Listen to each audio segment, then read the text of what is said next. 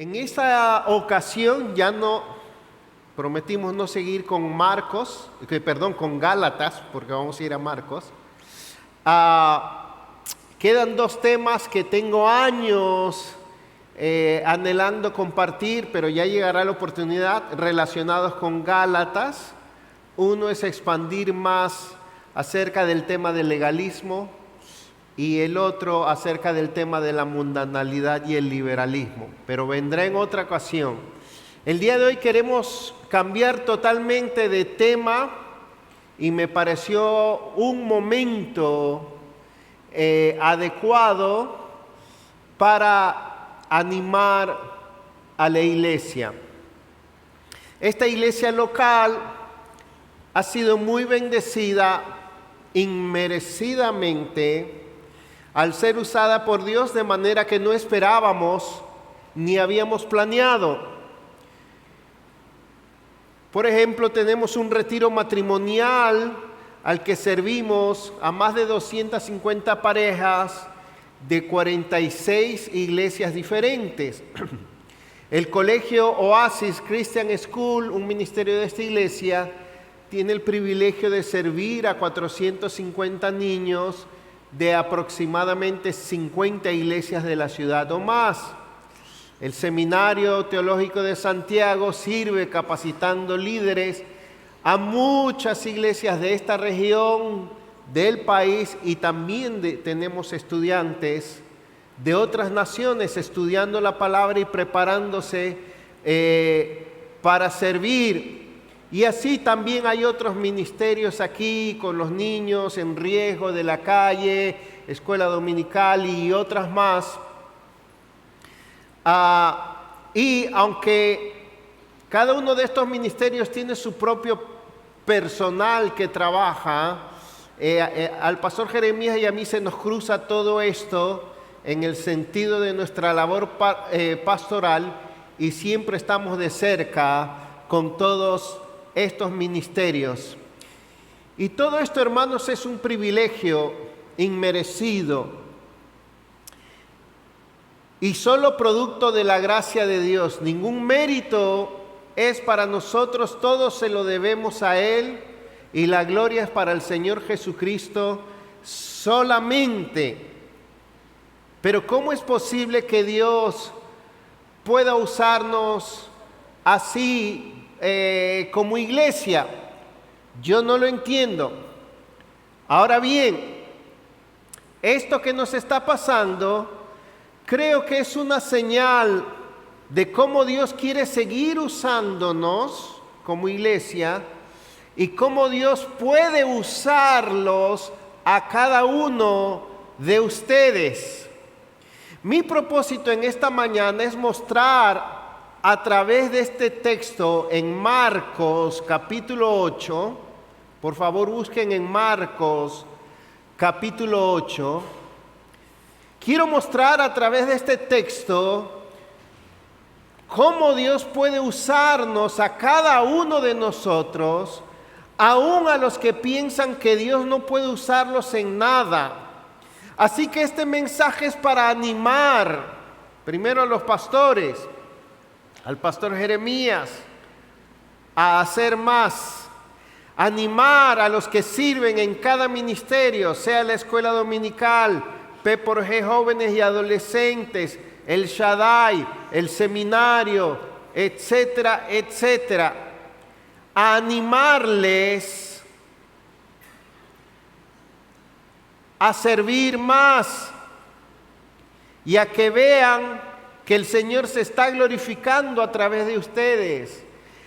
Con este mensaje quiero animar a los que todavía no están haciendo mucho o casi nada para que vean cuánto Dios los quiere usar y cuánto pueden hacer todos. Este mensaje es para animar a los jóvenes adultos, los recién casados, que tienen tanto potencial y talento, para decirles cuánto el Señor puede hacer a través de ustedes. Este mensaje es para animar a los padres de familia y a las parejas de edad mediana, para que vean cuántos recursos el Señor les ha dado para hacer tantas cosas. Y este mensaje es también para los jóvenes, especialmente para ellos, para que en vez de desperdiciar sus vidas en planes egocéntricos y materialistas inacabables, pongan sus vidas en manos del Señor para que Él haga grandes cosas con sus vidas. Habiendo dicho esto, vamos a leer aquí Marcos capítulo 8 del 1 al 10, aunque después me voy a referir a todo el capítulo, y de hecho todo el capítulo tiene un mismo mensaje. Quiero centrarme en los primeros 10 versículos. Dice aquí: en aquellos días, cuando había de nuevo una gran multitud que no tenía qué comer, Jesús llamó a sus discípulos y les dijo: tengo compasión de la multitud, porque ya hace 3 días que están junto a mí y no tienen qué comer. Y si los despido sin comer a sus casas, desfallecerán en el camino, pues algunos de ellos han venido de lejos. Sus discípulos le respondieron: ¿dónde podrá alguien encontrar lo suficiente para saciar de pan a estos aquí en el desierto? ¿Cuántos panes tienen?, les preguntó Jesús. Ellos respondieron: 7. Entonces mandó a la multitud que se recostara en el suelo, y tomando los 7 panes, después de dar gracias, los partió y los iba dando a sus discípulos para que los pusieran delante de la gente, y ellos los sirvieron a la multitud. También tenían unos pocos pececillos, y después de bendecirlos, mandó que esos también los sirvieran. Todos comieron y se saciaron, y recogieron de lo que sobró de los pedazos 7 canastas. Los que comieron eran unos 4,000.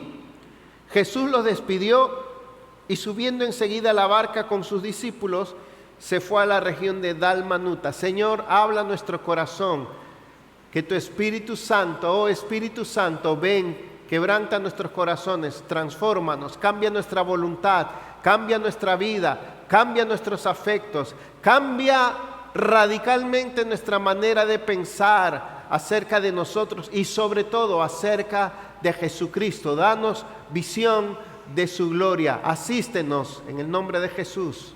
Amén. Jesús y los apóstoles están en plena campaña de predicación, viajando por todas partes, aún en esta zona que incluía poblaciones de los gentiles. Esta no era una región a la que Jesús solía visitar, por eso su llegada suscitó tan gran entusiasmo, ya que las multitudes habían oído de su fama. Por 3 días estas personas habían dejado sus casas y sus pueblos para seguir de cerca el ministerio de Jesús, que era de predicación y de sanación. Los discípulos tuvieron el privilegio de servir al lado de Jesús en su ministerio terrenal, y esto nos quiere dejar una lección a nosotros ahora también, porque nosotros ahora también seguimos a Jesús y servimos a Jesús. Todo lo que sucedió en el Evangelio de Marcos tuvo el propósito de demostrar que Jesús era el Hijo de Dios, el Mesías, Dios hombre, que era divino. Mantengan eso en mente. El mensaje es sumamente sencillo en este texto. Yo lo diría de esta manera: Jesús, movido por su compasión por las personas, alimenta milagrosamente a 4,000, incluyendo a sus discípulos en esa tarea milagrosa. ¿Verdad que eso es lo que vemos aquí en resumen? ¿Verdad que eso es lo que pasó? Jesús, movido por su compasión por las personas, alimenta milagrosamente a 4,000, incluyendo a sus discípulos en esta tarea milagrosa.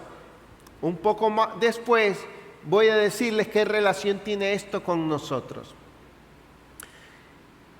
Pero yo creo que el mensaje que tenemos aquí es que Dios puede multiplicar aún más su obra y su bendición en esta ciudad, en este país y más allá, a través de esta iglesia y a través de cada uno de los miembros de esta iglesia. Voy a repetirlo.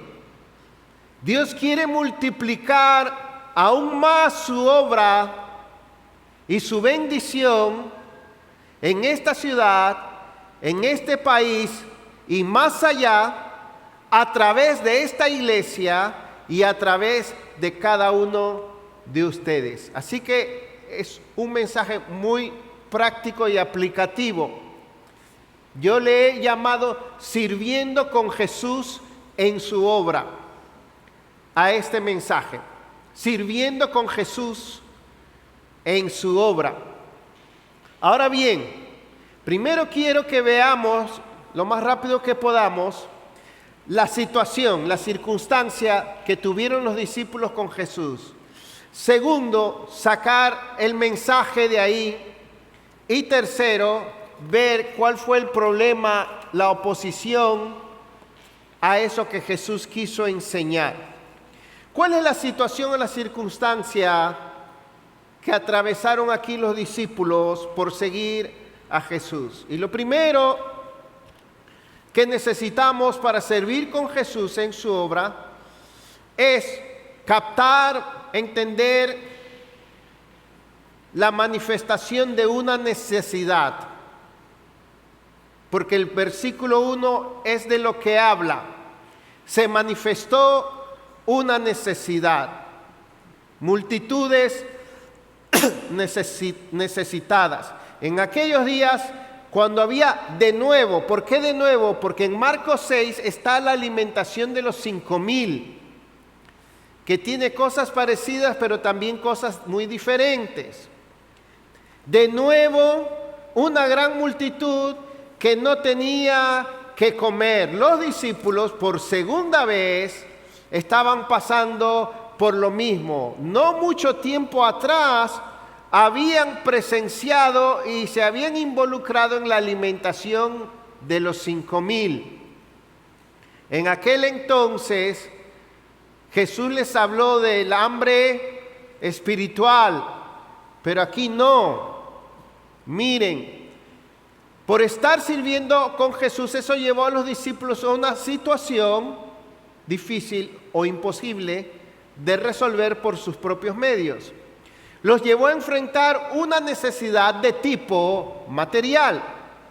Resulta que la gente no había visto que la conferencia no incluía almuerzo. Y para colmo, no habían restaurantes cercas.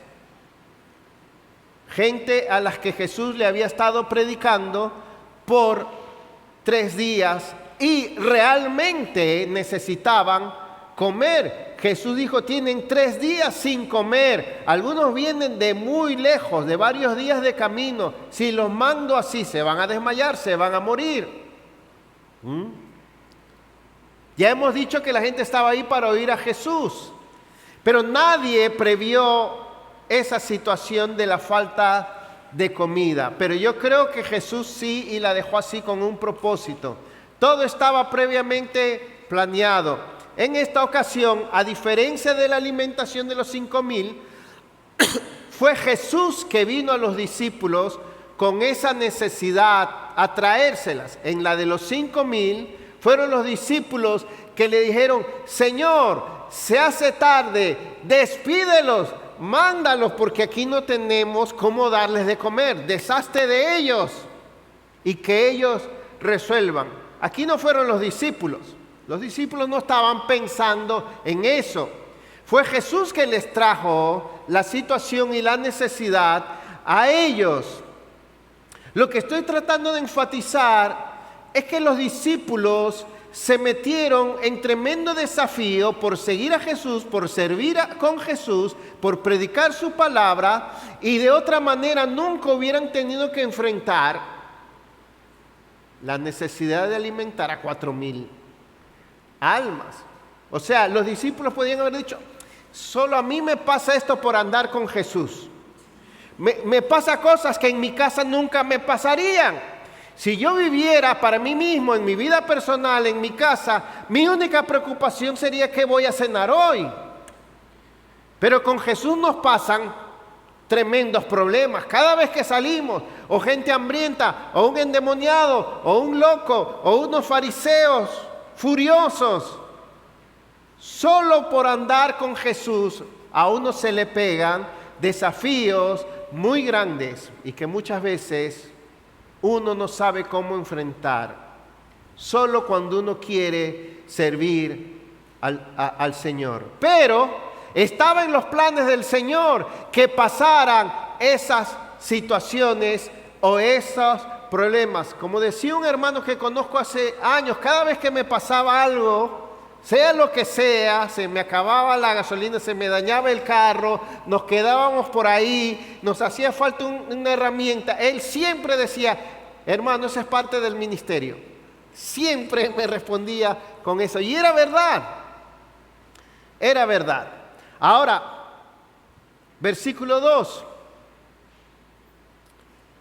Lo primero es que hay que ver la manifestación de una necesidad. Lo segundo es que hay que ver la manifestación del corazón de Jesús. Y después hay que ver la manifestación del corazón de los discípulos. Jesús revela su compasión. Y me asombra la respuesta de los discípulos. En la respuesta de los discípulos no se ve ni una preocupación por la gente, ni fe por Jesús, y era segunda vez que les pasaba esto.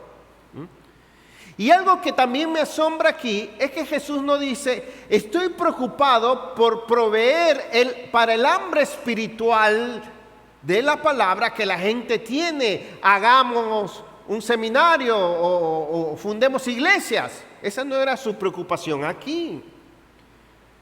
Tampoco dice: estoy preocupado por si tenemos todo lo necesario para que estos eventos sigan saliendo bien. Pedro, la próxima planifiquémonos mejor, porque tienen que quedar bien nuestras campañas.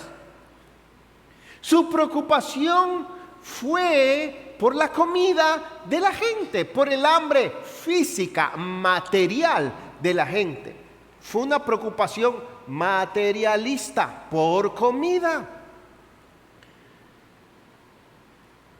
Algo que para los discípulos podía ser insignificante, por lo menos no lo previeron, o podían pensar que eso no era parte de su ministerio. Mi ministerio es predicar el evangelio. Podían volver a haber dicho, como dijeron la primera vez: Señor, despídelos. Eso no nos toca a nosotros. Jesús permitió que los apóstoles vieran, y Él les expresó esa necesidad material. Lo hizo a propósito porque quería revelarles que Jesús es tan compasivo, que se preocupa por las necesidades también físicas de la gente, a pesar de que eso no era su prioridad. Jesús quería, al mostrarles su corazón compasivo, enseñarles cómo uno se debe preocupar por las personas, cómo cuidar a la gente. Cuando Él dice: tengo compasión, ¿qué está diciendo Jesús? En toda la Biblia encontramos que es un atributo profundo, precioso, tremendo de Dios, el ser compasivo, misericordioso, clemente, que se compadece, que se apiada, que le duele. La palabra compasión aquí literalmente significa que a Jesús se le conmovieron las entrañas de pena por ver la necesidad de la gente. Y la necesidad, repito, era hambre, era comida, era por ver al hambriento. Salmo 103, versículo 8, ya los discípulos sabían, dice: clemente y misericordioso es el Señor, lento para la ira y grande en misericordia. Dice el Salmo 36, verso 5, que su misericordia para con nosotros es más alta que los cielos. Es una distancia grande, llega hasta los cielos. Salmo 107 se nos predicó el domingo pasado. Alabad al Señor o den gracias al Señor porque Él es bueno, porque para siempre es su misericordia. Díganlo los redimidos del Señor, los que Él ha redimido del poder del enemigo. Cada vez que los hijos de Dios clamaban por ayuda al Señor, cada vez el Señor los escuchaba y era movido a misericordia.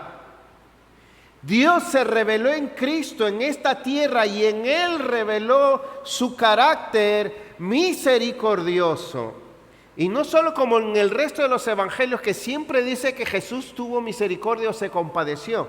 Este es el único pasaje donde Jesús mismo dice, tengo compasión por la gente. ¿Qué nos quiere enseñar el Señor con esto? Los discípulos no lo vieron. Tengo compasión de la gente. Bueno, Señor, aquí no hay. Y ya está. Entonces lo próximo que vemos en el verso 4 es la impotencia y la reticencia de los discípulos. O sea, los discípulos dijeron, ¿dónde podrá alguien encontrar lo suficiente para saciar de pan a estos que están aquí en el desierto? Tres cosas pueden haber motivado esa respuesta de los discípulos. Una, o eran muy lógicos, irracionales y pragmáticos y simplemente hicieron las matemáticas sin mala intención. Ok, Señor, ya conté, son 4,000. Qué sé yo, Mateo, gracias por la información, muy útil. O quizás respondieron así porque alguien tenía que responderle a Jesús, alguien tenía que decir algo, tenían vocación de comentaristas de noticias y sí, Señor, tiene razón, y bueno, hay que llenar la conversación. O sea, quienes hablan porque están ahí y no aportan nada. O quizás respondieron así porque eran incrédulos, no estaban viendo quién era Jesús y no habían aprendido todavía a confiar en el poder de Jesús. Yo creo que esa es la razón. Porque, oígame, hacía poquito tiempo Jesús había alimentado a 5,000 hombres, sin contar las mujeres y los niños, de la misma manera. No podían haber recordado, espérate, ya, esto ya pasó, esto es un déjà vu, se dice. ¿Dónde viví yo esto? Y entonces decir, bueno, yo mejor me callo, Señor, porque por lo menos hubieran dicho, Señor, tú lo sabes todo. Tú sabes lo que hace, el Señor es el que sabe, alguien hubiera dicho, pero ni eso. Respondieron de manera reticente, de manera ahí, incómoda. Como vemos, una respuesta ante la necesidad de las personas y ante el corazón compasivo que ya Jesús les mostró. Podemos tener una respuesta lógica y hasta razonable, pero muy falta de fe, muy falta de compasión, cargada de incredulidad y con dureza de corazón. Y estoy hablando aquí ante el hambre. ¿Qué discípulos estos? Después vamos a ver más de ellos. Ahora, a pesar de la respuesta tan negativa y conclusiva de los discípulos, quizá alguno de ellos pensó, estoy conjeturando, Jesús ahora va a decir, bueno, mis hijos, está bien, vámonos, me acaban de decir que esto es imposible, vámonos. No, Jesús les preguntó, ¿Con qué cuentan?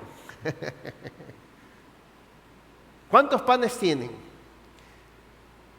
Le pidió lo que ellos tenían en la mano porque Jesús quería hacer un milagro con lo que ellos tenían. O sea, Jesús siguió, los llevó más allá del límite, más allá de la lógica, más allá de las posibilidades. ¿Y por qué Jesús quería hacer un milagro? Porque a él le gustan las películas sensacionales de ciencia ficción. ¡Tadán! ¡Oh! Porque Él es así. Él es todopoderoso, Él es divino. Pero vamos a llegar a eso en un momento. Lo cuarto que vemos aquí es que Jesús quiso revelar su poder como proveedor. Y lo cuarto que necesitamos es esperar la manifestación de Cristo en su poder como proveedor. Para servir necesitamos depender de un Jesús que nos muestra su corazón compasivo y que nos muestra su carácter proveedor con poder milagroso. No proveedor en nuestra lógica, en nuestros términos, en nuestras matemáticas, en nuestras limitaciones. Ese no es Jesús. Jesús se revela como el proveedor de las necesidades de la gente y el multiplicador o creador de los recursos delante de los ojos de los discípulos de una manera tan evidente, tan milagrosa, indiscutible, de una manera superpoderosa. Eso no tenía explicación ni lógica. ¿Qué quiere mostrar Jesús aquí?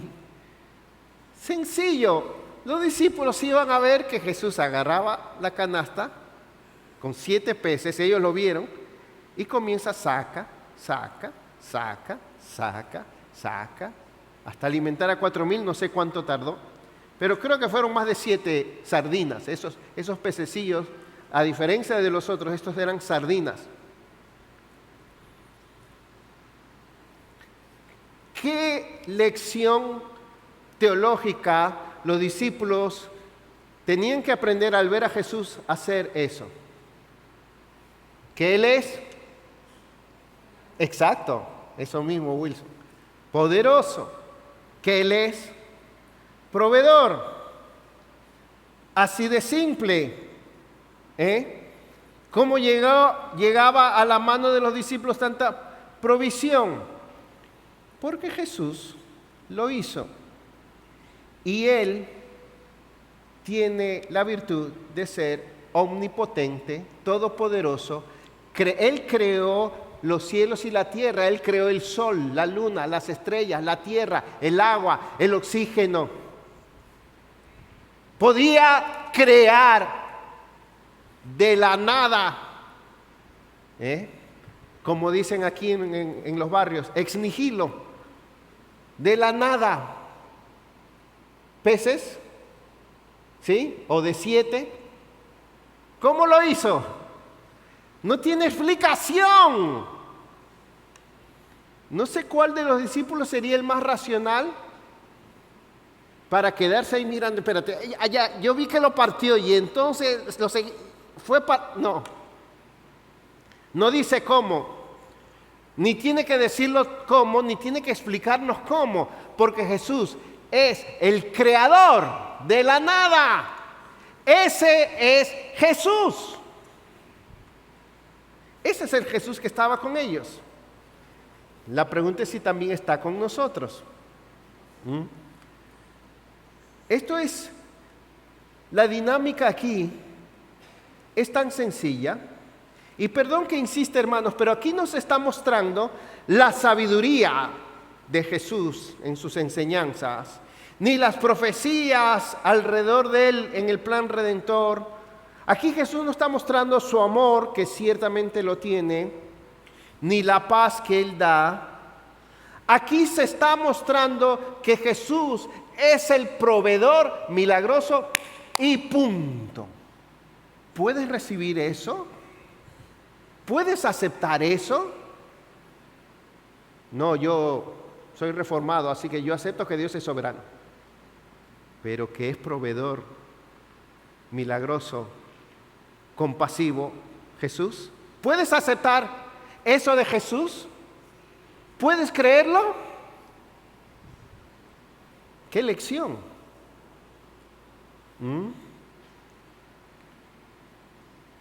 Jesús le está mostrando a sus discípulos que su maestro, al que ellos seguían y servían, es el suplidor y creador de la nada, de todo lo que ellos necesitan.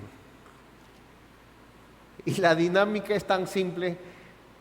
Jesús saca los panes, los crea, y los peces, y ellos lo dan a la gente.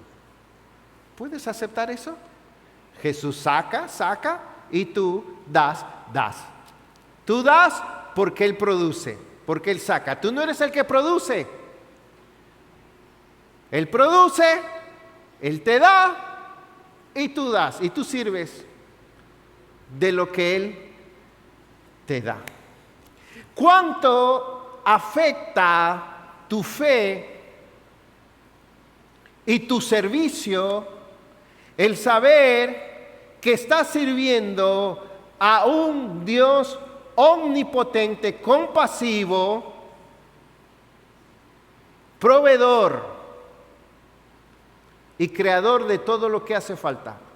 ¿Cómo te afecta? ¿Cómo eso puede cambiar tu manera de vivir?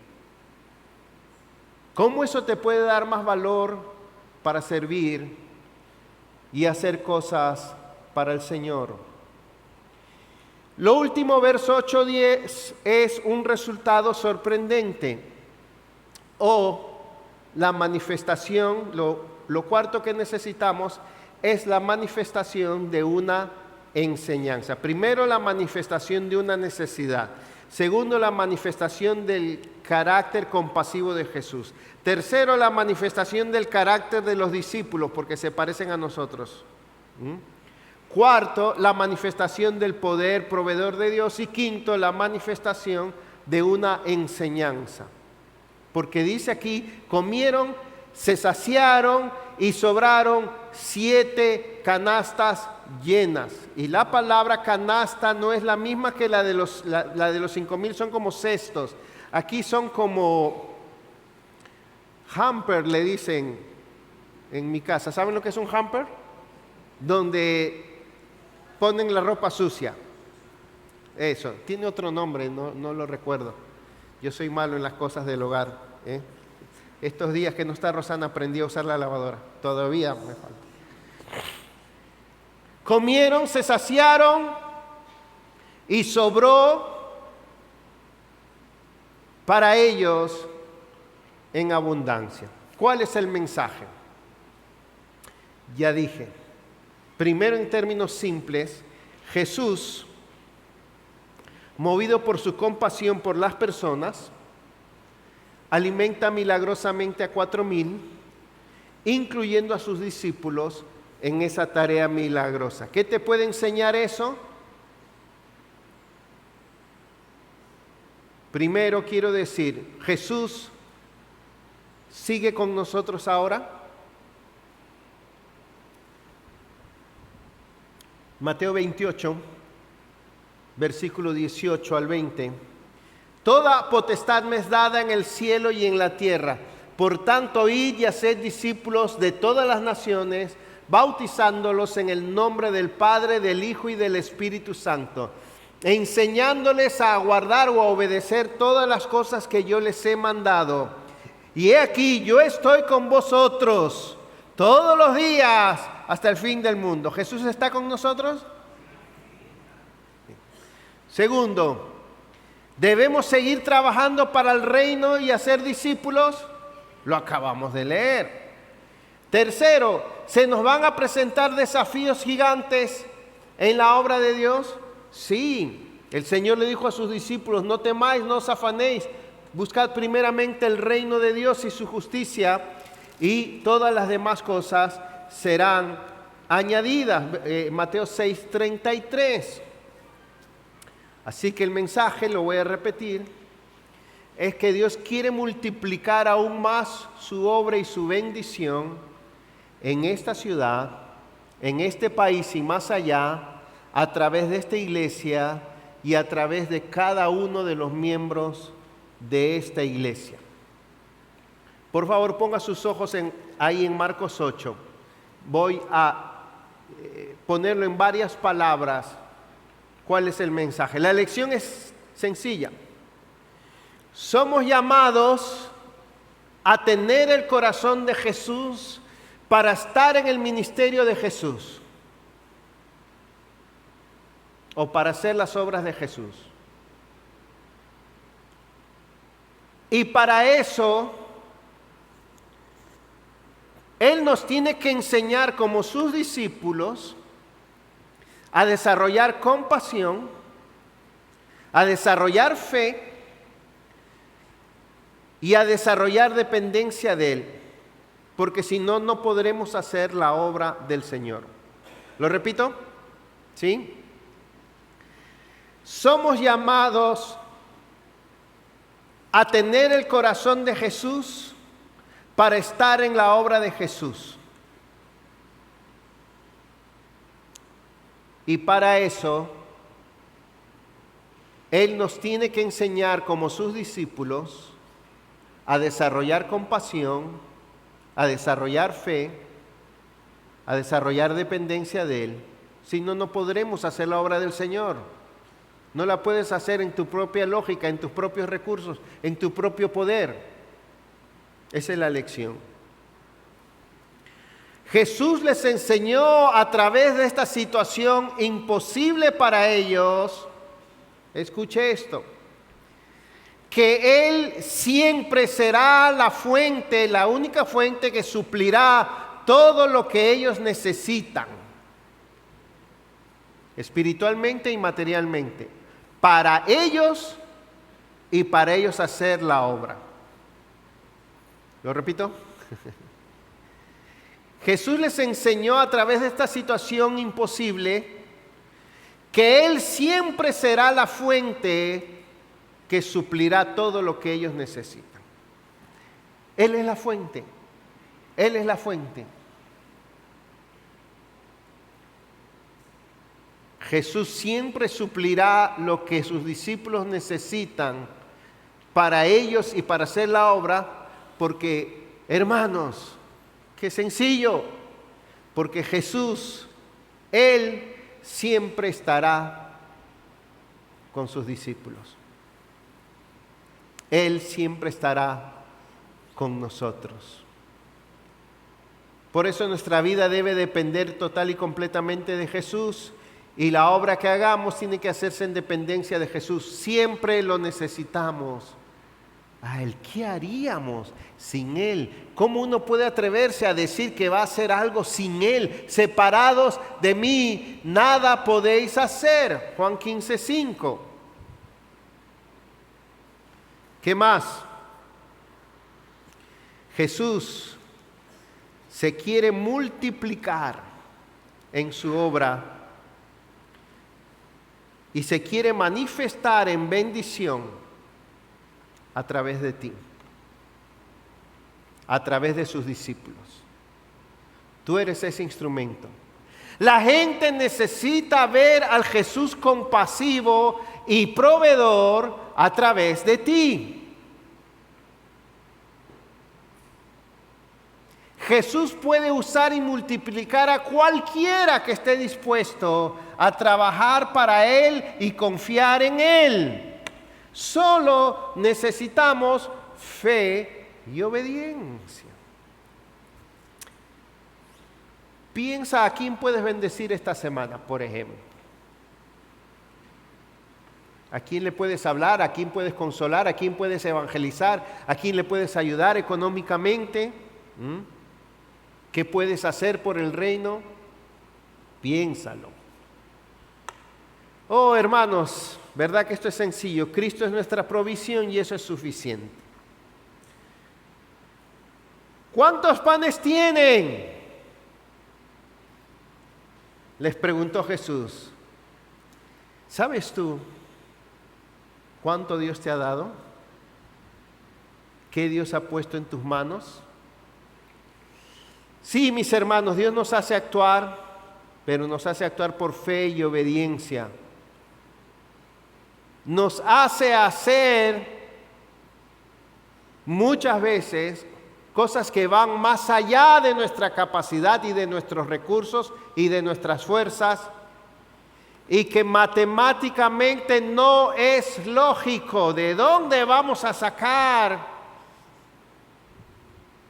para hacer una iglesia, para hacer un colegio, para hacer un ministerio en la calle, para hacer un seminario, para viajar, para hacer misiones en Ecuador? ¿De dónde? Claro que no lo tenemos. ¿Y qué? Nuestra fuente de recursos es el Señor Jesús. Si el Señor nos diera por adelantado, no habría fe, no habría obediencia, no habría dependencia. Confiaríamos demasiado en el dinero. ¿Alguna vez te has pensado por qué Dios no me ha hecho rico y multimillonario para yo vivir tranquilo? Porque eso no es lo que Dios quiere. Dios no quiere que hagas del dinero tu ídolo, tu esperanza, ni tu tranquilidad, sino de Él, que es tu proveedor.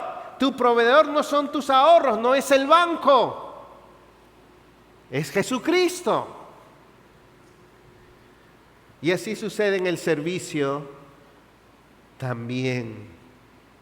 Dios nos hace hacer cosas que nadie más está haciendo. Y que tú dices, ¿por qué yo veo esta necesidad? ¿Por qué nadie está haciendo nada por esto? Piensa en eso. Por favor, atrévete a pensar. Si eres de los adultos, si eres de los jóvenes recién casados, si eres de los jovencitos, aún de los adolescentes, ¿por qué te duelen cosas que ves que nadie está haciendo nada por eso? ¿Tienes fe? Segunda de Corintios, el apóstol Pablo le dice a los corintios, en Segunda de Corintios capítulo 3, versículo 4, dice, verso 5, no que seamos competentes, aquí dice, no que seamos suficientes en nosotros mismos para pensar que cosa alguna procede de nosotros, sino que nuestra suficiencia proviene de Dios. Quisiera decir que ahí se acabó la historia con un final feliz, pero no fue así. Vuelve a Marcos 8 y da un vistazo de lo que pasa a partir del versículo 11, por lo menos hasta el versículo 21. Lamentablemente, a pesar de esa experiencia tan preciosa, donde Jesús reveló su gloria, los discípulos no aprendieron la lección. Justo después, por favor, mira el versículo 11 y el versículo hasta el 13. Justo después, Jesús se encuentra de nuevo con los fariseos, otra vez, y tiene otra confrontación, otro encontronazo con ellos, porque ellos le piden una señal. Queremos ver señal de ti. Jesús básicamente le dice a los fariseos, después de todo lo que he hecho, ¿no quieren ver que yo soy el Hijo de Dios, el Mesías? Si no creen a las evidencias, entonces no les voy a dar otra señal. Jesús se compadeció de las multitudes. Jesús enseñó y entrenó a sus discípulos, pero Jesús condenó y manifestó su desagrado con los fariseos. Y pueden haber personas aquí en cada uno de esos tres grupos. Los que han visto la mano bondadosa, proveedora, misericordiosa del Señor, los discípulos, para ellos es este mensaje, o los fariseos que siguen sin querer aceptar a Jesús. A raíz de lo que sucedió en ese encuentro, le voy a leer rapidito, verso 14 dice: los discípulos se habían olvidado de tomar panes y no tenían consigo en la barca sino solo un pan. Jesús les encargaba diciendo: tengan cuidado, cuídense de la levadura de los fariseos y de la levadura de Herodes. Y ellos discutían entre sí que no tenían panes. Dándose cuenta, Jesús le dijo: ¿por qué discuten que no tienen panes? ¿Aún no comprenden ni entienden? ¿Tienen el corazón endurecido? ¿Tienen ojos y no ven? ¿Y teniendo oídos no oyen? ¿No recuerdan cuando partí los 5 panes entre los 5,000? ¿Cuántas cestas llenas de pedazos recogieron? 12 respondieron. ¿Y cuando partí los 7 panes entre los 4,000? ¿Cuántas canastas llenas de pedazos recogieron? 7, le dijeron. Entonces le dijo: ¿y todavía no entienden? A raíz de lo que le acababa de suceder con los fariseos, Jesús les advierte a los discípulos, pero en parábola: cuídense de la levadura de los fariseos. La levadura de los fariseos era la maldad que contaminaba sus corazones de su falta de aceptación de quién era Jesús, debido a la falsedad religiosa de los fariseos y a su esperanza en su propia salvación o sus propios méritos o su propia virtud. Esa era la levadura de los fariseos. También les advierte de la levadura de Herodes, que tiene que ver con contaminarse, con depender del poder de la política, del poder del gobierno o del poder del sistema. Muy común aquí en nuestro país. Jesús les advierte a sus discípulos: no se dejen contaminar de esas levaduras en sus corazones. Entonces se revela una ceguera y una dureza increíble de los discípulos. Ellos cometen el error, oye, le sobraron 7 canastas y cometen el error de no traer pan. Y se preocupan muchísimo por este hecho y creen que Jesús los está recriminando por no traer pan. Porque le dijo de la levadura: cuídense de la levadura. Y ellos están: caramba, no trajimos pan, ¿y ahora? Y Jesús le dice: todavía no entienden. Todo lo que ha sucedido en el Evangelio de Marcos ha demostrado que Jesús es el Hijo de Dios y es Dios. Acaban de haber visto a Jesús crear panes y peces para 5,000 y la segunda vez para 4,000, y todavía están preocupados porque no saben cómo van a comer o sobrevivir. Reducen a Jesús a sus propias preocupaciones, limitaciones y lógica para sobrevivir nuevamente. De lo que ustedes se tienen que guardar, les dice Jesús, es de la contaminación del orgullo religioso autosuficiente de los fariseos y del poder político de Herodes, pero no se tienen que preocupar si Dios les va a proveer de pan o si Dios los va a respaldar. Y el problema no era la falta de pan, sino la dureza de sus corazones. Jesús los reprende en un tono profético, calificándolos en su entendimiento y corazón igual que a los fariseos. Están endurecidos y ciegos. Acabo de multiplicar 800,000 panes y todavía no ven con quién están. No querían reconocer quién era Jesús. ¿Quién era Jesús? Compasivo y poderoso para cuidar a la gente.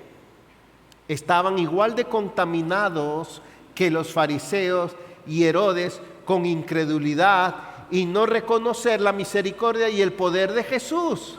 Lo peor de su negatividad a atender a las multitudes y de su ansiedad por no traer pan No era su falta de disposición o de sabiduría, sino su falta de entendimiento de quién era Jesús. Eso es lo que estaba en juego. Lo voy a decir de otra manera. No tenían ojos para ver la gloria de Jesús como proveedor misericordioso, poderoso, milagroso. No lo vieron, a pesar de que estuvieron con él en eso. ¿De qué manera la levadura de los fariseos o la de Herodes puede estar contaminando tu alma para no ver la gloria de Jesús como proveedor? ¿Qué está matando tu dependencia del poder de Dios y de la compasión de Cristo para que puedas servir más? Quizás el ídolo del progresismo. La esencia de mi vida, de mi identidad, de mi valor, de mi familia, de mi herencia, de mi tradición y de todos mis ancestros es progresar materialmente. Y no tengo vida ni tiempo para más nada. Porque nací pobre. Y mi principal meta no es glorificar a Dios, es progresar materialmente. Ahí está la levadura que nos contamina. Quizás estamos en una lucha feroz para no contaminarnos con el ídolo del consumismo. Porque mi plan es comprar un carro, después 2 carros, después 3 carros. Primero un Volkswagen, un Cepillito, después un Hyundai, después un Toyota, después un Mercedes, después un Ferrari. Y de ahí muero. Consumismo. Quizás la levadura que me está contaminando y no puedo ver ni la compasión ni el poder de Jesús es el ídolo del vivir para el placer y el entretenimiento, a disfrutar que la vida se va a acabar. Muchos creyentes no lo dicen así, pero pareciera que tienen un póster, un letrero en sus casas, porque eso es lo que los mueve. Eso es lo que mata nuestra fe y dependencia del Señor Jesús para ser movidos por su compasión. Termino. ¿Qué te puede estar pidiendo Jesús que hagas? Atrévete, confía en Él. ¿Sabían que hay pastores en Cuba, que yo conozco personalmente varios, que con $30-35 al mes pueden servir al Señor en la obra a tiempo completo? $30. ¿Sabían que hay niños que con $20 al mes estudian y comen? Huérfanos, necesitados. ¿Saben cuántos lugares hay para ir? Y no solo que hay si los buscas, sino que nos piden a nosotros que vayamos. Que alguien saque de su tiempo o de sus recursos. Hermano César, sin importar su edad, ¿qué le está pidiendo el Señor hacer por él? Hermana Gloria, a los más jóvenes, a cada uno de ustedes, David, ¿qué te está pidiendo el Señor hacer? Cuando Él dice, ¿qué tienes en la mano? Cada uno, ¿qué tienes en la mano? Puede que hayan muchos aquí que se sientan tan inútiles en el reino de Dios que no tengan idea de lo que pudieran hacer. Abre tus ojos y ve al Señor como proveedor compasivo. Si desarrollas la compasión y la confianza en el Señor, verás la gloria de Cristo. Ya yo entendí, estoy hablando ahora de mí, lo que Dios me está llamando a hacer. Lo tengo bien claro. Serán 10 años, 15 años, 20 años, no sé, no me queda mucho, pero he entendido claramente lo que el Señor a mí me está llamando a hacer. Lamentablemente no me quedan muchos años. A ver, tengo 58. 15, 20, 10, menos quizá. Pero ya yo entendí lo que el Señor me está llamando a hacer en mi caso. ¿Y tú? Vamos a orar, pongámonos de pie.